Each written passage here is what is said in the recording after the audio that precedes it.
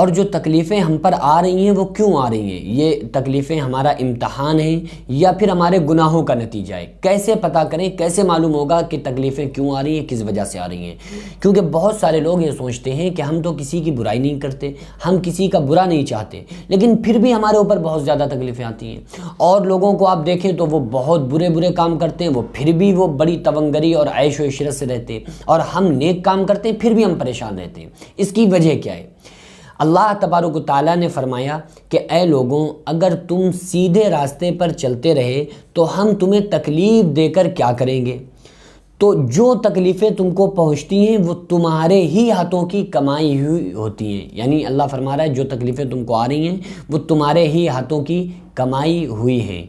اگر تم سیدھے راستے پر چلتے رہے تو ہم تمہیں تکلیف دے کر کیا کریں گے؟ اب سوال یہ پیدا ہوتا ہے کہ ہم تو کسی کا برا نہیں چاہتے، ہم کوئی غلط کام نہیں کر رہے، پھر ہم پر تکلیفیں کیوں آ رہی ہیں؟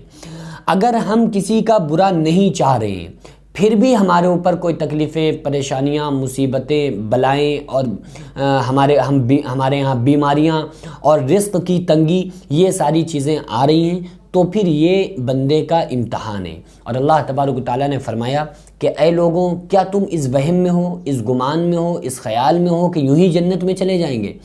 ابھی تم کو پہلے لوگوں کسی تکلیفیں تو پہنچی ہی نہیں، تو پہلے لوگوں کے اوپر بہت زیادہ تکلیفیں پہنچی ہیں، تو اللہ فرما رہا ہے ایسے ہی جنت میں چلے جاؤ گے؟ خالی جنت میں بغیر عمل کے جانا چاہتے ہو، بغیر امتحان کے جانا چاہتے ہو؟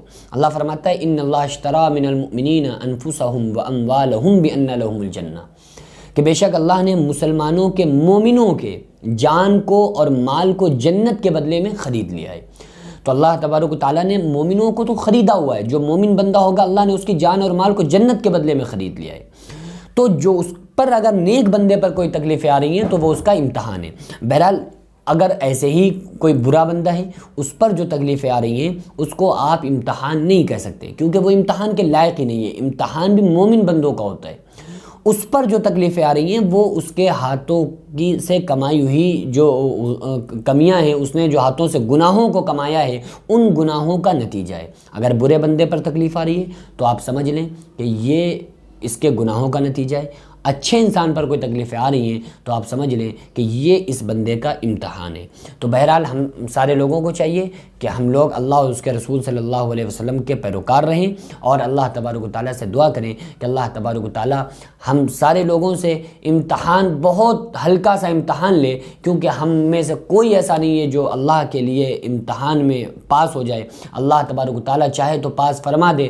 دعا کریں اللہ تبارک و تعالیٰ ہمیں اور آپ کو سب کو اپنے لیے ہوئے امتحان میں پاس فرمائے، اور ہم سارے لوگوں کا جو مقدر وہ جنت بنائے، اور ہم سارے لوگوں کو پیارے آقا صلی اللہ تعالیٰ علیہ وسلم کی تمام بتائے ہوئے طریقوں پر، شریعت پر، سنتوں پر عمل کرنے کی توفیق عطا فرمائے۔ وما علینا الا البلاغ۔ السلام علیکم ورحمۃ اللہ وبرکاتہ۔